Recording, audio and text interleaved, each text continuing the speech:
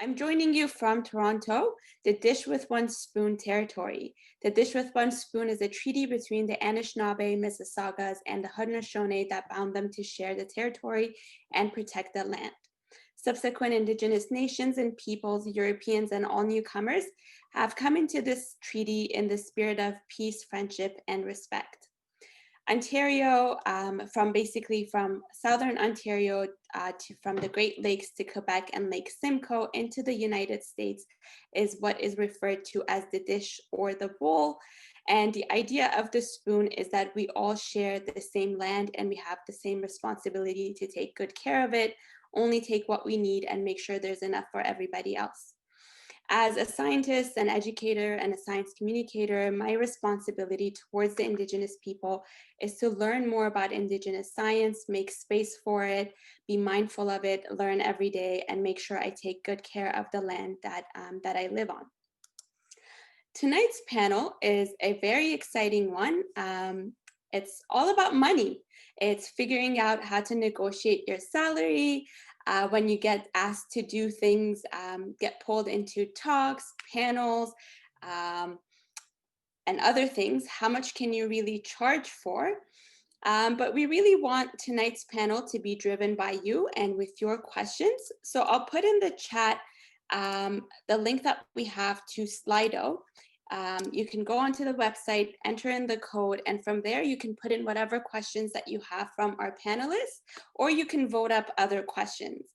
We'll start tonight's panel with some brief introductions from me, but I will leave it to each panelist to go into more details about what they do, sort of the sectors that they've been in, the type of freelance work that they have done or that they've been doing, so that our audience gets to know them a little bit better before we get into the questions and they can ask more questions. I have a few questions that I want to ask, and then I promise that I'll keep an eye out on Slido and bring in questions from you. So without any further ado, let's get started with our panelists. We have Dr. Cyan Proctor, who is a geoscientist, an explorer, a science communication expert with a passion for space exploration. Cyan, can you tell us a little bit more about yourself, about your background, your sectors, the freelance, all the great type of stuff that you do? Yeah, hi everyone, and thank you for having me tonight.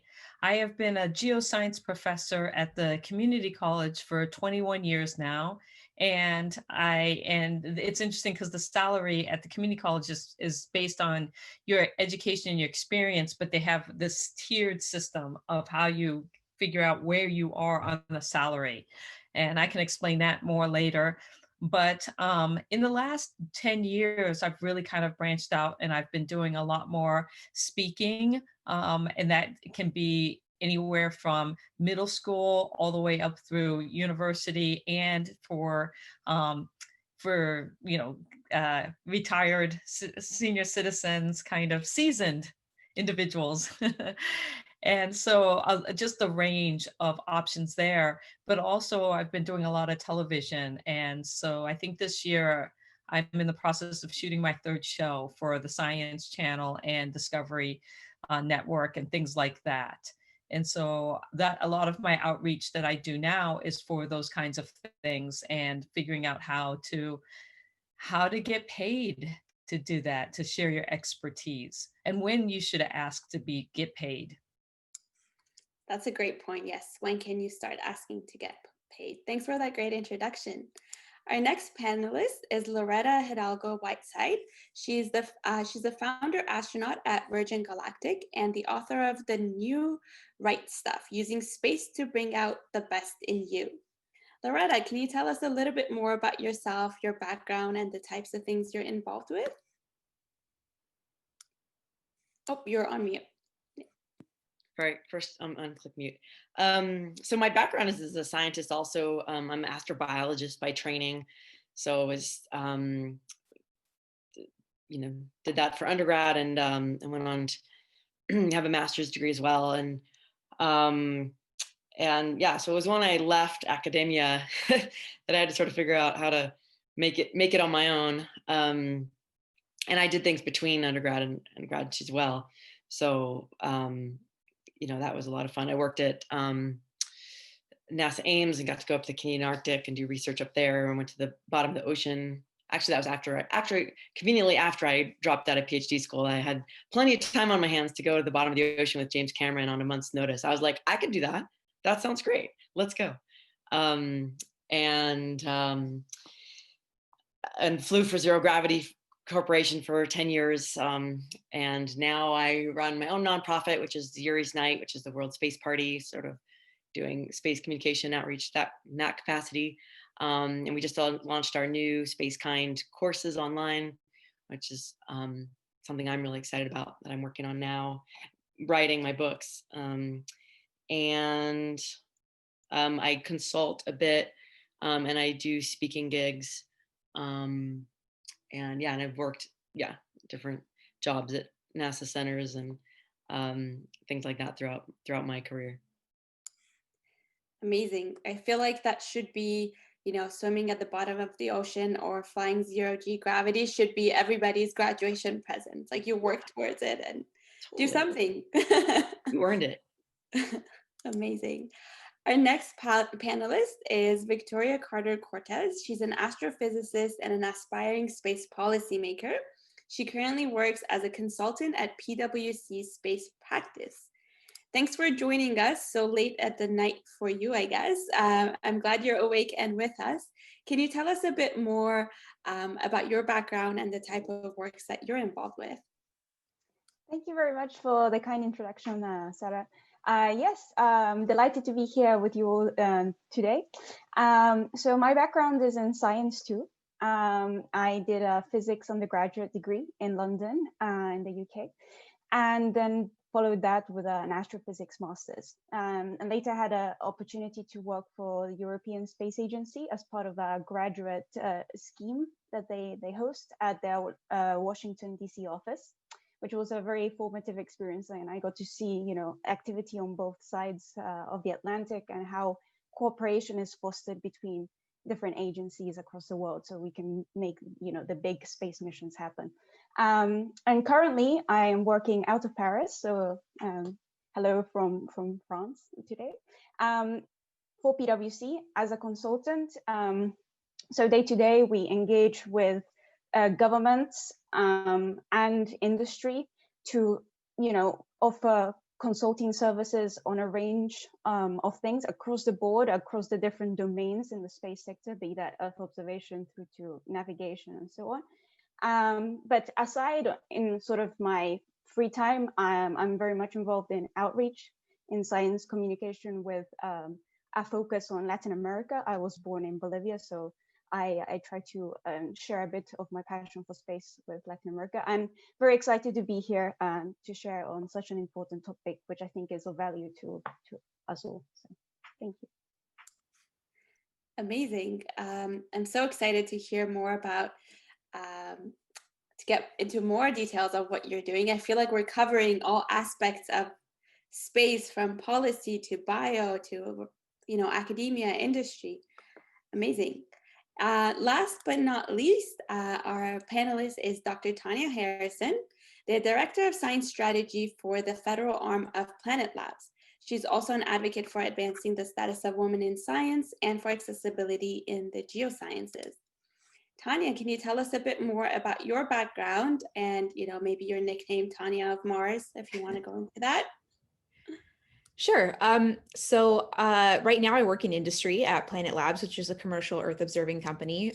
Before that, I was the director of research at Arizona State University's Space Technology and Science Initiative, which was a weird hybrid of being in an academic institution, but working with the commercial space sector, which is how I got connected with folks like Loretta and Victoria on the call, actually. And then before that, I did a PhD in geology. And then before that, I actually worked in industry again for a company called Mail and Space Science Systems that builds cameras for mostly NASA missions, mostly to Mars, but they also built the Juno cam and the Lunar Reconnaissance Orbiter camera. I also have a degree in astronomy and physics, but that was a very long time ago. So a lot of what I do now outside of planet and Mars things, I do a lot of science communication as Tanya of Mars. So I've done consulting for books and television and short stories. I've written a book myself that came out earlier this year. I do a lot of speaking engagements, television documentaries. And I was just saying before the call started, a lot of what I learned about stuff in terms of freelance negotiation, I think I learned from Cyan. So I endorse everything that she says in this presentation, because it's all been very accurate and beneficial. And I owe huge thank yous to her for that. Awesome. I'm so excited. I hope we can get through as many questions as we can in the next 45 minutes or so. Again, for our audience, head over to Slido, use the code in the chat to put in your questions or vote up other questions. I'll just ask the questions and I'll leave it up to the panelists to just unmute and answer if you feel like you can contribute to the question. The first one, let's start with salary negotiations. Let's assume that you finally, applied to a billion jobs, have gone through a lot of interviews, and you finally have a job offer. I've heard that you shouldn't just sign on the dotted line, that you have to negotiate. It's just assume that you're going to negotiate. So can you tell us a little bit about salary negotiations? Maybe the first or second time you had a job offer, how did you go about negotiating your salary? I'm going to jump in on this one because this is one of my favorite questions. When I first graduated undergrad in 1996, my first job offer letter, I think it was $33,000, which was an astronomical sum of money. And I was so excited. I was like, oh my gosh, I'm going to make real money. And let's see, years later, after after I had my master's degree, I was getting ready to do a job interview for my first job out of graduate school. And I was getting coached from somebody on like how to do salary negotiations.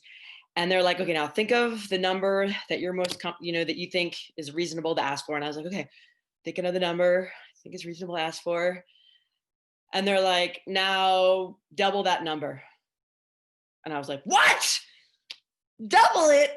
Like, I literally started crying. I was like, no, that is disgusting. That's absurd. That is insulting. I cannot, it would be rude to sit across the table from, because I was thinking I made 33 before. If I make 40, that would be pretty killer. And so doubling it was 80, and 80 just seemed like astronomically like absurd.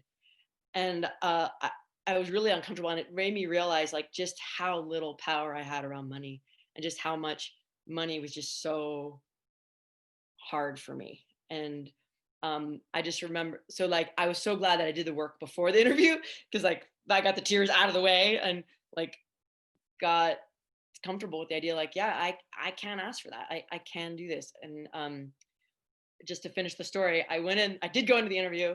I did say $80,000, and I tried to keep a straight face. And I had no idea what was going to happen. And he sort of went, I'm not sure we can do 80, but how about 75? And I was like, yeah, that sounds good. Yeah, let's do that. And then the PS is, I think about a year later, after, the gruel of the 9-to-5 job, I was thinking, $75,000 is not enough for this crap. And so, yeah, so that's why you have to go in high, because you gotta think about how you're going to feel, not just the day you start, but, a little bit later. I bet you're glad you didn't ask for 40 now. Definitely. Yeah, right, that's. Oh, sorry. Go ahead, Sarah.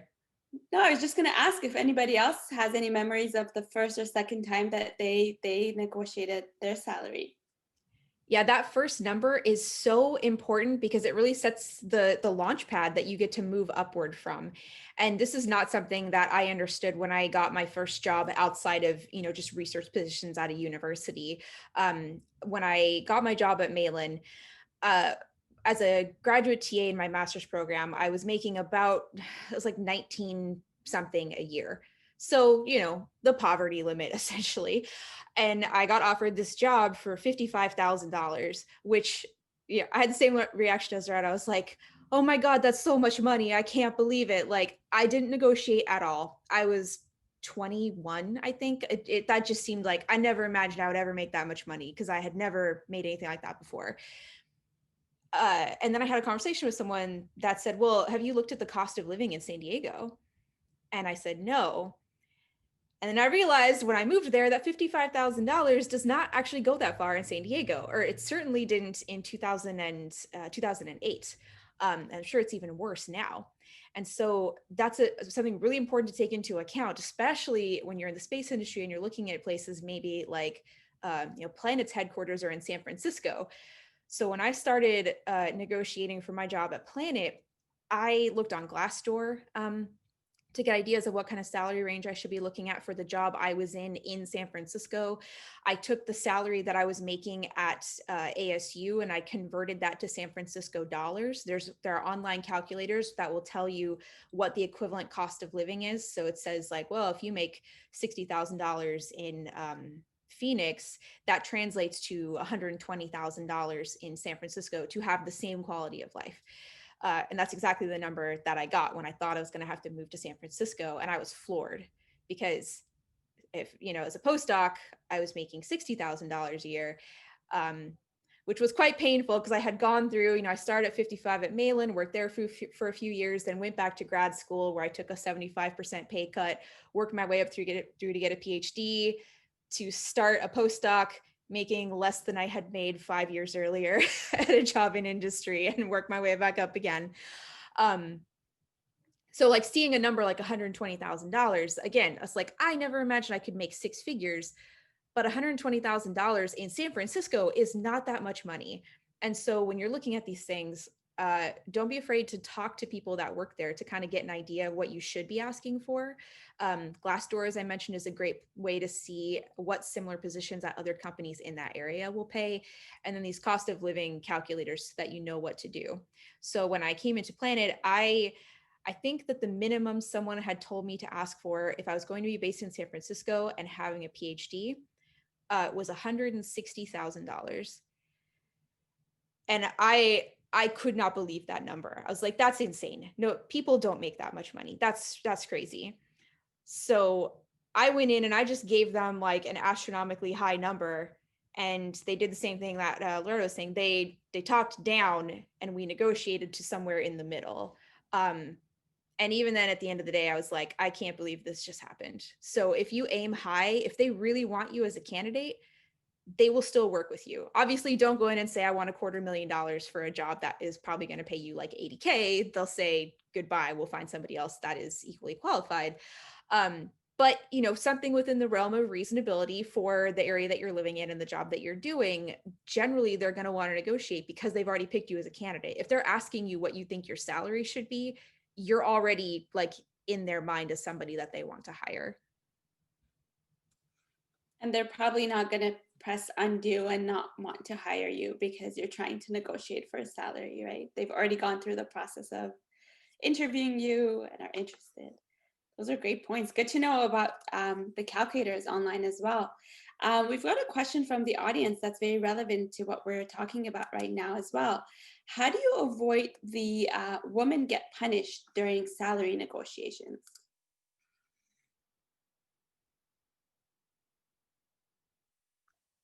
So I'll give it a shot at that. I think what I always found helped me was I think a common theme we've just seen in the previous answers, which is being prepared.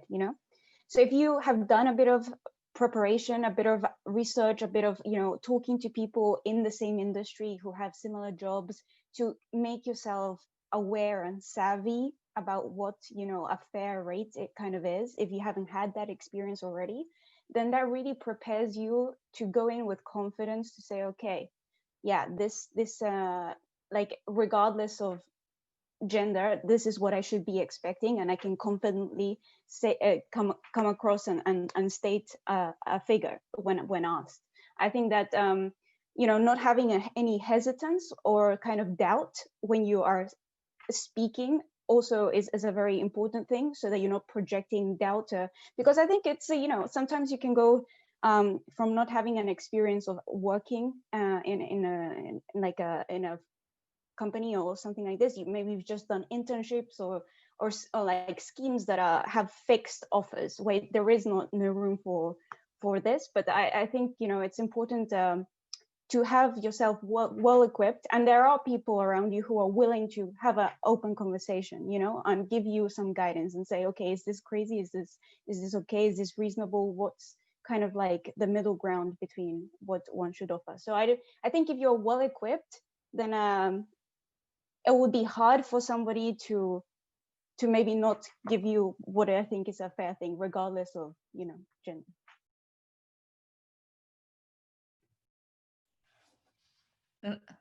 Oh, Sarah, you're muted, but I'll say that I come from a situation in where salaries are fixed on a scale. And so it's kind of like a box scale where your number of years working for them versus your education. And so you can, and what was nice about that is that being at a public institution, at a community college, the salaries are posted. So you can go in and you'll know ahead of time what you would make if you were going to get this job and if you were going to apply. And so a lot of times, like in those situations, you can go and do your homework ahead of time and figure out if I'm going to apply for this job, how much am I going to make? And so when they post the job for community college, at least online, they actually post the salary range too. And the reason why it's a range is going to be based on your experience. So you know what the boundaries are, but then it's up to you to go in and argue why you should be at that higher pay scale. But at the community college, that's usually based on years of experience. So if you're coming from another community college or teaching K through 12, you can argue why you should be up further on that scale. That's great, Cyan. And you also hinted at another question that we have in the audience questions of if there is a number already on the job posting, if the salary grade is already posted, can you still negotiate? Which you mentioned. So if there's a bound, it's usually based on your experience or your education.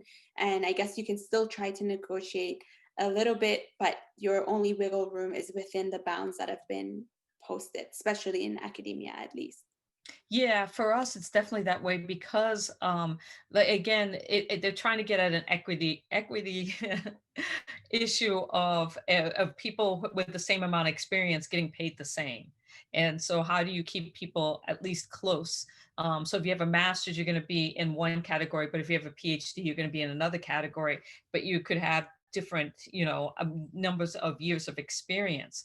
But the thing is that looking at that range and thinking of like, well, where do I fit in this range and why, and having that knowledge before when you're going in and negotiating and having those conversations and doing the homework is so important, because then you feel prepared, you feel confident, and you can come in and I think what it does is it shows that you've done your work, and you can say, well, based on, like Tanya was saying, the standard of living here and my prior experience and these people I know who work in your company, this is what I should be getting.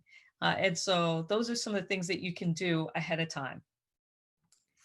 And government jobs are similar to this academia thing where you have this scale of experience, and that will correlate with a number like GS something, and then that correlates to a salary level, but you only have a certain range that you can negotiate on. That's great. Yeah, and you hinted at something else that's really important too, is don't be afraid to reach out to people that already work in that sector or in that specific company and ask them, if you're not comfortable asking how much they're getting paid right now, you can always ask what their starting salary was. And I think that's something that we can, as a collective and a group, really do for each other, be open. And I see a lot of comments in the questions coming in as well. It's been voted up, thanking our panelists for sharing actual numbers and being very open with that. And we're going to be pushing for that a lot tonight as well, because I think as a community, a great way that we can support one another is to be very open with that, and we can just help lift one another up. We might come back to the salary negotiation again later on, but I want to get a little bit into some of the freelancing work that you do as well. Maybe we can start with, there's some questions about how you can get started about publishing a book. How do you find a publisher? Where do you go to get your idea out? And from there, you make money from writing books, and we'll get more into freelance writing after that.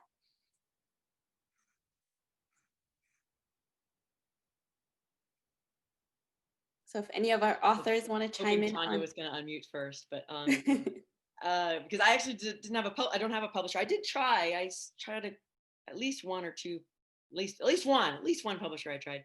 And I got rejected. I'm like, oh, rejected. I'm not tolerating this at all. I'm going to self-publish my book. And publishing on Amazon, which has been a great experience for me because I like to control everything, and Amazon lets me do that. So nobody's telling me what to do, and I can change it. I can upload a new manuscript tomorrow if I have an edit or a typo or something. So that's been now. In terms of making money, though, I can't say that I've actually made any money on the book. I do get royalties and things like that, but I put so much money into the book that I don't think I could be self-supporting on as a writer yet. And before writing the book, I was a blogger for Wired Science for a time. I did a spell of that after I left NASA headquarters, and that was equally difficult to make a living because I remember that would have been 2006, and they were paying like $12 or $13 a blog, and and they wanted you to get out like 2 or 3 a day, but I've just writing one article a day took a lot for me, the way I wanted to do it. So that was definitely not enough to live on. So in my experience, I have not yet cracked how to make a living wage from being a writer, but doesn't stop me from writing because just need to do it. But Tanya, maybe you have some better stories of how to make it work. I mean, if I made enough money off my book to not have a day job, I would not be working for Planet, probably. As much as I love Planet, I'd love to have total freedom of my own. So I do have a publisher. I found them actually through when I was working at ASU, another professor had signed with this group, and he mentioned that this particular publisher, they're called Mango Publishing, specifically works with folks who have a social media presence or following because they put a lot of the marketing onus onto you. In exchange for that, though, you get a significantly higher percentage of the sales of your book than you would with a traditional publisher. From what I understand, and this is what the publisher I work with told me, so I hope these numbers are accurate, but they said with someone like Simon & Schuster or Penguin, like those kind of publishers, your typical percentage that you get from the sale of a book is 8%, which is kind of depressing because I'm sure you all see the prices of books on Amazon, which means you're making, a couple bucks off the cost or off the sale of a book. With Mango, they give you 30%, but you have to do a lot of work yourself. All the editing is on you. All of the marketing pretty much, so you get all this freedom in exchange for getting more money theoretically, but I've definitely spent more time writing the book and working on it than I've been compensated for in terms of the number of dollars I have made from the sale of the book. And I've heard before, I used to work for Jim Bell at ASU, and he's written a number of books. And he told me before I even started down this pathway, he's like, you don't go into writing books to make money. You do it as a labor of love. And that's probably true, unless you're the level of a J.K. Rowling or Stephen Hawking or Neil deGrasse Tyson. You're not making a living off of writing these books. So just totally putting that out there, it's tough. For not books though, sorry, Cyan, did you want to say something about books in particular? Yeah, I have something to say about books because I have mine actually right here. Oh yeah. And I self-published, and because I was I don't know what I'm doing. And the thing about it is that I knew that I would never make money off of the sale of the book. I send people to my website to buy it there and download it and all that kind of stuff. But it has paid off in speaking gigs. And so I have been able to leverage. So a lot of times people will come up to me and they say, well, how do I make money as, doing a book or on television? And I'm like, you don't make money in TV doing the things that I'm doing with the science communication or with the writing of the book, but you can leverage those things for speaking gigs. And speaking gigs can pay very, very well. And so I've been fortunate that Meals for Mars has gotten me some pretty high profile speaking gigs that in the end, I'm like, okay, well, that paid off for the book. And so I think that that's one of the things that you can leverage, and especially if you can build something around it. And I think, Loretta, you can kind of speak to that you've kind of built a platform around your book. And so thinking about your book as a product, but how do you brand it bigger, and that includes you as part of that? Yeah, exactly. The book is a mission. And so, yeah, use that for your speaking or for the rest of your social media platforms or whatever else, your television gigs or whatever else you're doing. But Sarah, yeah, if you want to get into like speaking gigs, that's another sort of interesting nut to crack. So maybe I'll use that as a segue to our next question from the audience about speaking gigs. Do you get paid for your speaking gigs? And I know for most of you, you probably do. If you want to also, after answering that question, maybe take a step back and tell us when you felt like you could actually ask to get paid as a speaker. What did you get paid then as just someone who had started doing some public speaking or being on panels, and how you scaled up to where you are at now?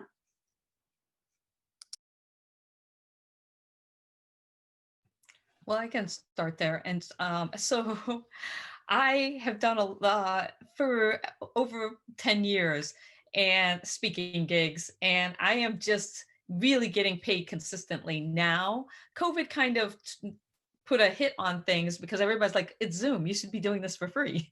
And I'm like, no, I shouldn't be. But in the end, it took me a long time, confidence wise, I was just thrilled that anybody wanted to hear me speak in the beginning. But I had a couple of interesting things happen. In 2009, I was a finalist for the NASA astronaut selection process. And as a result of that, there were a couple of articles that came out in the local paper, and I was blogging about the experience. And that was kind of a new thing that people were like, someone's blogging about going through the astronaut selection process. It's probably one of the reasons why I didn't get selected, but I don't think NASA really liked the fact that I was a blogger in 2009. But the experience allowed me, I started getting invited to speak at high schools and middle schools and to community groups. And then it was interesting because sometimes I never asked for an honorarium, but sometimes people offered them. And I was always so happy. I was like, yeah, okay, great. And they usually would say, if they asked me what my honorarium was, I was like, $50, $100. But then sometimes they would say, well, we pay our speakers this amount. But then after I started doing a lot of adventure expeditions and things like that where I could leverage them as speaking gigs, then my price, I started seriously thinking about, how do I get paid for this? And so I created a website, and I started publishing, how you get in contact with me and my rates. But I also got an online speaker service called eSpeakers. Now, when I first got them, they were pretty good, but now I don't use them because they're too expensive. They take way too much away. I still have a profile on there. And in fact, they've got a gig coming up that they found me through eSpeakers. But it's not where I do most of my marketing. I market myself mainly through my website so people can come directly to me.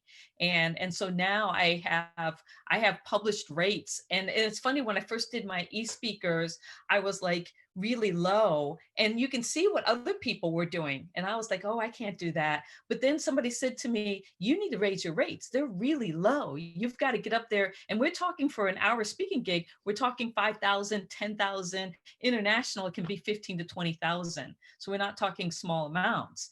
And so do I make that every time? No, I negotiate, but at least it gives people an idea of, I'm worth that amount of money. And so maybe that intrigues them or something.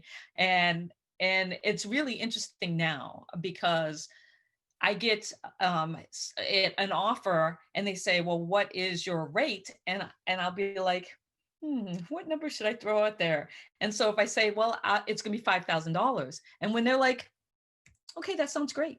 And you're like, and the last time that happened, I was like, wait, I should have asked for more. And he was like, no, you're right in the right ballpark. That was a good number. And I was like, okay. But it's taken me a decade to get that confidence. And now when people ask me to speak fairly often. And when they reach out to me through email and I don't know them, or I don't know, a lot of the times it's educational stuff. I always write back. I say, is there an honorarium? Because there's no reason why not to ask that question. And then sometimes they come back and say, yes, it's this amount, or they come back and they say, no, there isn't. Are you still willing to speak for us?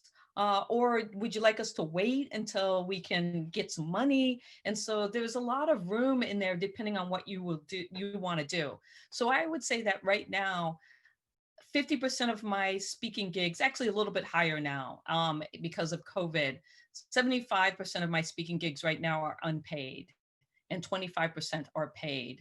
But the ones that are paid, I try to keep that high number and say, hey, this is my rate. Can you pay that?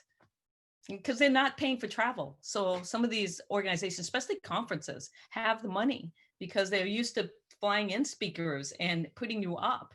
And that's the thing. You negotiate not only your speaking rate, but your full travel and, so lodging, airfare, all of that. And so that's separate from your rate. Unless they come back and say, well, we will pay you this amount of dollars, but we cannot pay for you to travel there. That your travel has to come out of that. But a lot of times those are two things that you negotiate separately. Yeah, I think it was similar for me, especially as scientists. We go to conferences and we give talks all the time for free. So I think the thought that we could literally talk about the same stuff and get paid for it is extremely foreign. And I had never thought in my life to charge for speaking until I can't remember if it was during my PhD or after I had finished, but I got a request to speak at an event, and they asked me what my speaking fee was. And it was the first time anybody had ever asked. I'd spoken at a lot of events before, but I'd never been paid for any of them. And so I reached out. At the time I was working for the Planetary Society. And so my boss was Emily Lakdawalla, which I'm sure a lot of you know if you follow her on social media. And I said, Emily, I don't know what to charge. What should I do? And she gave me some advice. She told me how much she was charging. I thought, oh, well, Emily is a pro and she's been doing this for ages. So I should charge like way less than half of that. So I think I told them that my fee was like $500 or something. And they didn't even bat an eye. I said, okay, well, that seems all right, then I'll just go with that for a little bit. And then after I did a few, I like started to bump it up a little bit more. And then I think I had bumped it up to $1,000. And then I was doing like more events, and I went to the IAC conference in Germany, and I met with one of my friends there, and I told her what I was charging, and she was like, what are you talking about? You need to be charging way more than that. Like, you're really undervaluing yourself. But even then, I after that conversation, I felt empowered, but still very nervous. I was like, no one's going to pay me like $5,000 to go talk to them for an hour about space. Like, that's insane. So I didn't get the courage yet to raise it like that much. The last thing I think where I tried to toss that out there was I got asked to go to a speaking gig in Sweden. I said, okay, well, international rates, you should definitely charge more, because you're not just charging for the half hour, the hour that you're on stage. You're traveling to these places. You're taking all that time out of your day to fly there. You're taking time out of schedules like with your family or from your day job in a lot of cases. And like that takes a toll on your body. Like, you're charging for all of that, plus all of the experience behind you that you're bringing to the table to go up and speak for that half hour, however long they want you to speak. And so I told that conference, I was like, okay, my international speaking fee is $5,000 plus travel. And they said, okay. And then COVID hit and that got canceled, which is unfortunate. Curse you, COVID. I know, right? I had so many things lined up for this summer and all like consulting stuff and speaking gigs, and they all got canceled. So that was a huge blow to a lot of people that do this kind of stuff. It's been really rough this summer. But like Cyan, a lot of stuff I do is still for free. There are groups that are certainly close to my heart that I know do not have money, or they just have a little bit, like the Royal Ontario Museum in Toronto, or the Ontario Science Center. Like Toronto in my heart is still home. And so I will do anything that they want. Sarah, don't tell OSC that I'll do things for free. But so you can make these decisions on your own. Like what are things that are important to you and you want to devote that time and energy to doing them for free or for a reduced amount? Or if there's a gig that comes along that maybe, this is one that Emily Lactwell had given me advice for, was if it's something that is a really great opportunity. I think she had gotten a speaking gig at, I think it was the Space Telescope Science Institute. So the folks that run Hubble, and they couldn't pay for her to go. But she's like, well, this is a really unique opportunity. I get to go there and meet everybody. So I'm going to pay out of my pocket to do that because it's a fantastic opportunity. I've definitely had a couple of those. I gave a talk in Paris a couple of years ago where they couldn't pay me an honorarium, but they paid for all my travel. I thought, well, that's okay. Just the opportunity to go and speak at this really cool tech conference in Paris is worth it for me to take time off work and go do this thing in exchange for them paying for a kind of expensive plane ticket. So yeah, having that high price in mind can help you decide like, oh, this is not something I necessarily really want to do, but if they're going to pay me to do it, I'll do that. And I can still keep my like free time or really cheap time for the stuff that I think is important in the groups that I do want to engage with, and make sure that they have somebody to connect with, even though they can't afford to, pay for somebody normally. That's great. We do have some comments in the questions as well that we do, a lot of people, especially grad students, do a lot of volunteer work, giving to the community. And at what point can you decide to start charging? And I think you've hinted at it, that if you do keep getting requests to run workshops or to do speaking gigs, it's probably a hint that you've been doing a good job, and that's why you're getting a lot of requests. And it might start with like a $25 coffee gift card or a bookstore honorarium, but you can start asking for payment eventually. One of the great science communicators in Toronto, Samantha Yamin, shared a tip that she had heard from someone else with me of when do you decide to sort of take on a gig or not? And it's the rule of 3 Ps. And if you hit 2 out of those 3, then you decide to do it. Does the gig bring me pleasure? Is it enjoyable for me? Does it pay? And does it have prestige? And from what you've been saying, I feel like those are usually the 3 that help you decide, at least 1, but definitely 2. If it hits 2, then it could definitely be a go ahead for that. So thanks for sharing that. A question that's gotten voted up 10 times so far is, how does one get involved with private consulting for planetary science? How do you seek out opportunities for consulting? So I can jump in on that a little bit. So there are of course companies that have a group of consultants actively working who are like on a salary, but there will be times where they might be looking for a specific piece of expertise related to a project that they might not have in-house. So I think being aware of the kind of proposals that are out there, and seeing, what are the needs of the clients that even the bigger consulting companies work with, and see, where do my skills sort of match what is being asked from industry, and then putting yourself forward, I think is key. Don't wait for someone to go reach out and maybe find you on LinkedIn. I mean, if there are, in our case at PwC, there is a team lead. It's all the information is accessible. If you put the PwC space practice on Google, you will find the team straight away. And it's the same for other companies. And you can just reach out and say, hey, I have a technical background in this, this, and this. If you should ever be interested in having me on board as an independent consultant as part of a, I don't know, a consortium or whatever, you know, you can already drop in your CV and wait and see what happens. I think that's a starting point. And of course, you can make it known on your network, on LinkedIn, through other contacts that you're open for this kind of work. If you don't vocalize that, if you don't, you know, make a point of making people aware that you're interested in maybe going in this along this route, it's harder for it to happen, you know, organically.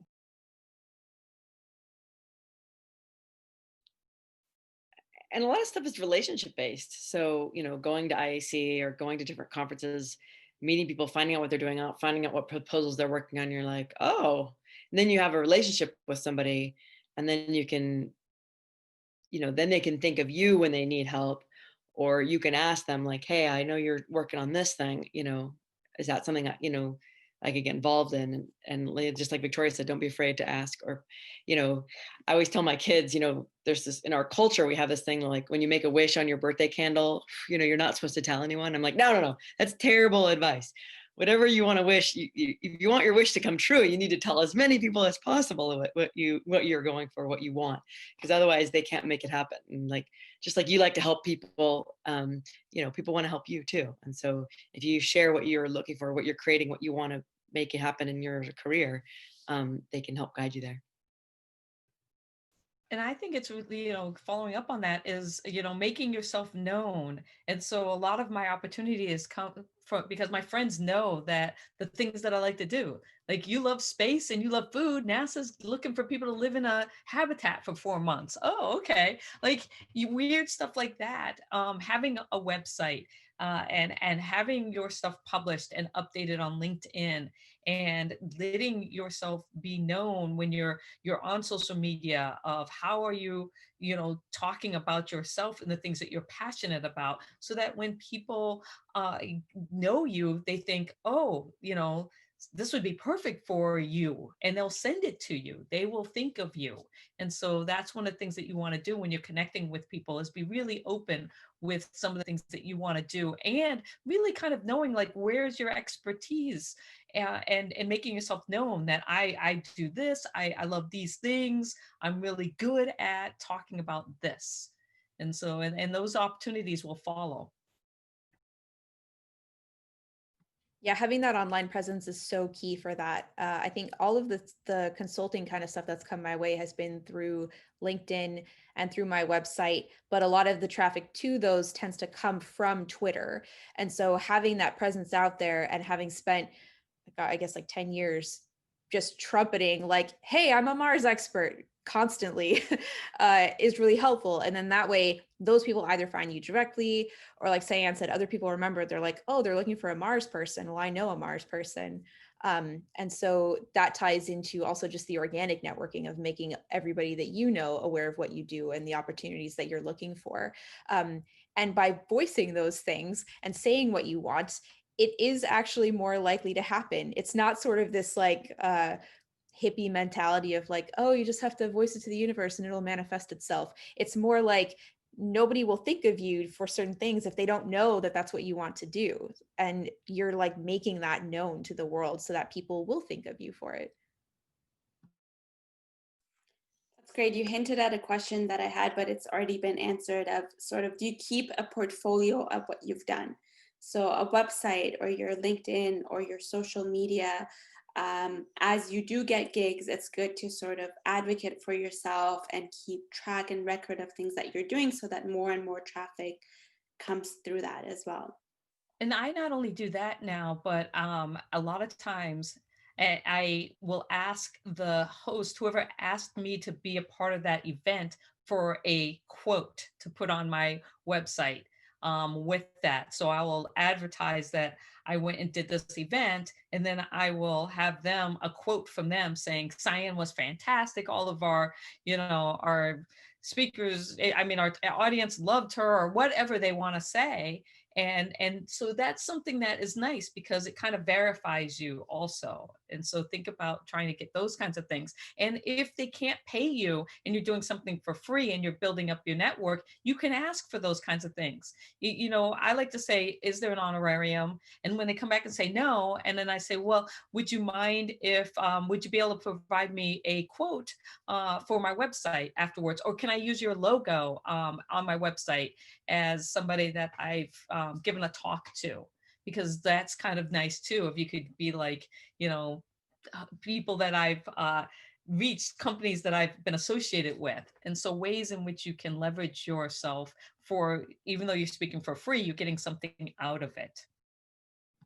And it's good to check about that logo use beforehand, because there are some companies that won't let you do that, which is frustrating. Like I've been on Nat Geo and they will not let me use their logo on my website, even though I did stuff for them for free. So it's really annoying. And can I bring up one other thing, is knowing when to walk away too. And so when you have a relationship with a company and they may have paid you, I have an example. I've been on Strange Evidence for the last 5 seasons, and it came to me for this season and the day before we were going to shoot. Now, I don't have a speaker agent. I wish I did. I'm still working on trying to get one there, but I have a TV agent. And he's great. And the reason why I got him was because the first 3 seasons of Strange Evidence, I did not get paid. I was doing it for free. And the producer or the director I was working with, because there's the production company that hires you, but then you work with the producer or director, and they were like, you're not getting paid? You know, other people are getting paid. You need to get paid. And I was like, okay, how do I get paid? And so I started asking to get paid, and they did. They're like, yeah, okay, we'll pay you this much. It's not a lot. But then I hated that. So I got an agent, and it wasn't, I saw him on like either Twitter or somewhere. And so I reached out to him because it was in an area that was similar to mine. And I was like, hey, are you taking on people? And he's like, yeah, you know, send me your information.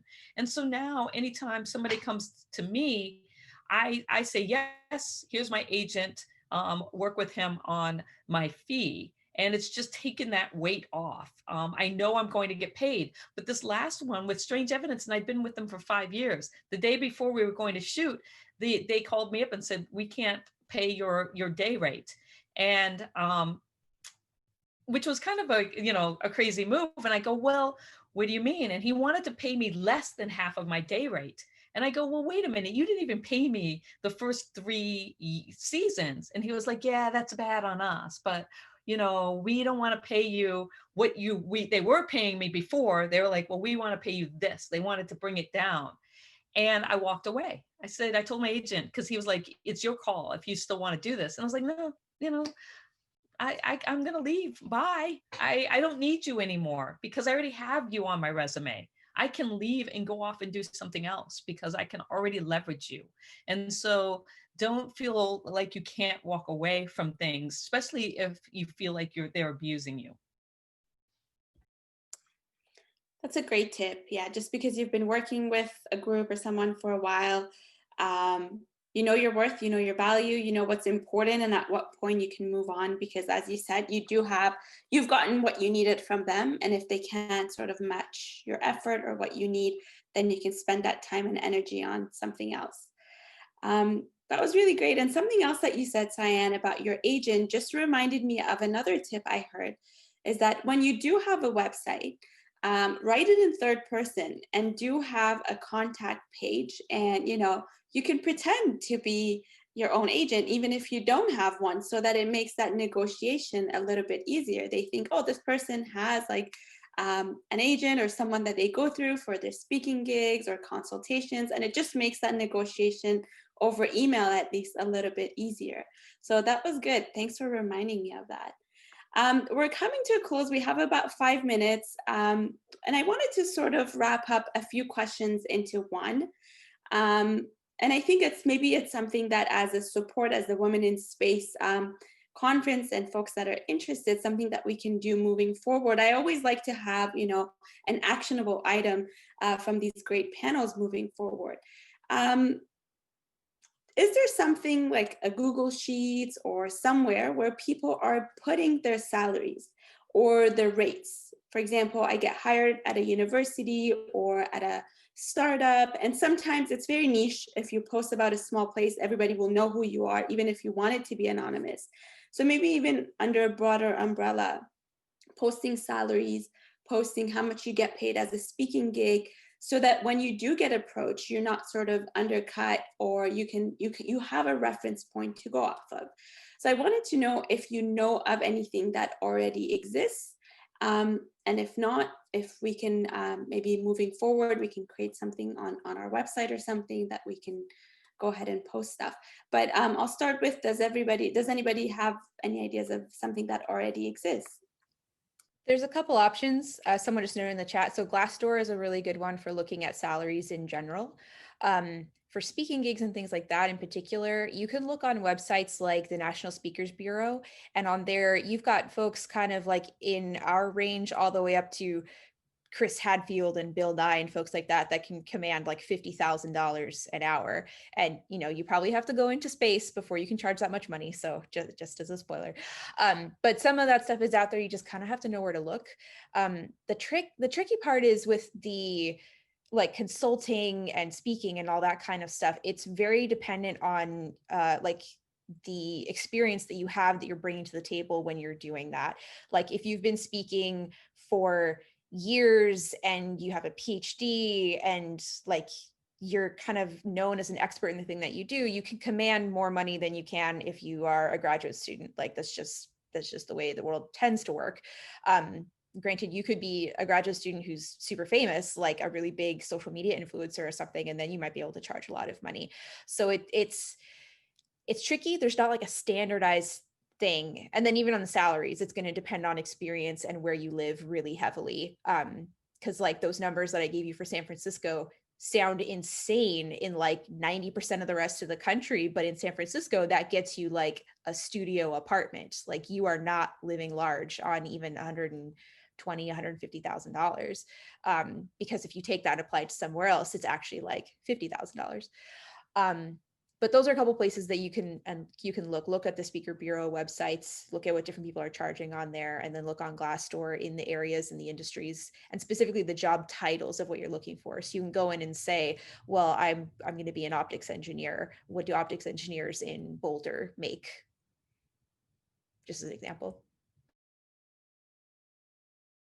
And the other back of the envelope calculation I was taught about for consulting fees, if you're going to be doing like an hourly consulting gig somewhere, is to think of what you want your annual rate salary to be, like $150,000, and then just cut that in half, and that's your hour. So if you want to make $150,000 a year, then $75 an hour would be the equivalent of $150,000 a year. So if you want to like figure out what your range is for hourly work.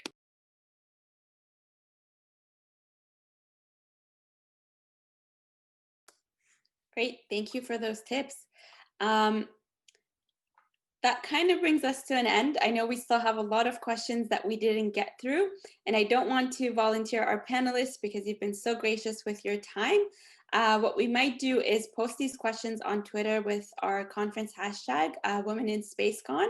And if any of our panelists or other experts in our audience or anybody on Twitterverse wants to chime in to answer those questions, follow along to hear the answers to that.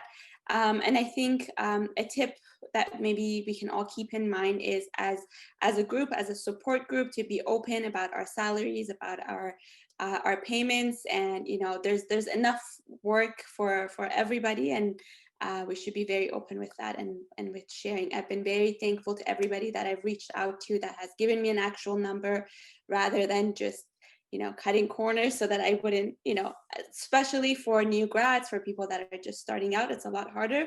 So I really appreciate all of your input, all of your advice, all the numbers that you shared, all the tips that you shared. Thank you so much. Thank you to our audience for being so engaged. And we will see you in 2021 in January. Thanks for joining us.